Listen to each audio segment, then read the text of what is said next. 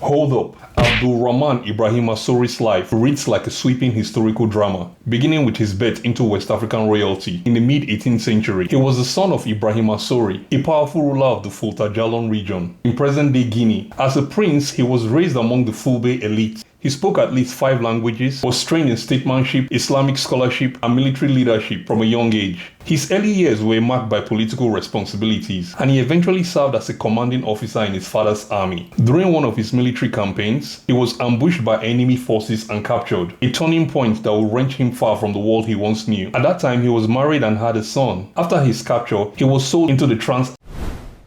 He arrived in Mississippi where he was purchased by a local farmer named Thomas Foster. At first, Prince Abdul resisted doing farm work because in Fulani traditions, such tasks were typically carried out by women or house servants. After enduring multiple punishments for refusing, he fled into the forest where he remained hidden for several weeks. During his time in hiding, he came to terms with his current situation and chose to come out of hiding. He remarried Isabella, another woman by Thomas Foster, and started a whole new life. He retained the dignity and discipline that came from his upbringing. His intelligence and leadership led Foster to place him in charge. Over time, the story of a prince amongst began circulating around town. Why? A chance encounter with an Irish surgeon, Dr. John Coates, who had met Prince Abdul's family in Africa, helped bring wider attention to his unique background. Now listen to this. In the 1780s, Dr. Cox had been a surgeon on a British ship when he became lost, injured, and abandoned on the West African coast. Rescued and taken to Timbo, first as a curiosity, he spent several months recovering in Prince Abdul's family's home before returning to the coast. When the two men met each other again, they immediately recognized each other.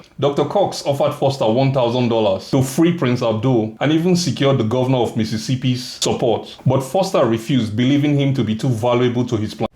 Dr. Cox died in 1816, and his son, William Cox, continued to try to secure his release, but Foster still refused. Eventually, growing public interest and diplomatic pressure persuaded Foster to release him in 1828. I'm talking American newspapers encouraging Prince Abdul to write a letter to a reputable sultan in Morocco, who had some Americans held illegally, and offer to do an exchange with then President John Quincy and Secretary of State Henry Clay to eventually secure his release. Although he succeeded in freeing his wife, he was unable to secure the release of all of his children. He then journeyed with his wife back to Africa. Sadly, he died shortly after his arrival. Who knows? The dude probably couldn't stand leaving some of his kids behind. Foster died the same year as Prince Abdul, and his estate, including the children and grandchildren of the prince that remained, were divided amongst Foster's heirs. His legacy endures as one of the most remarkable personal histories to emerge from this era of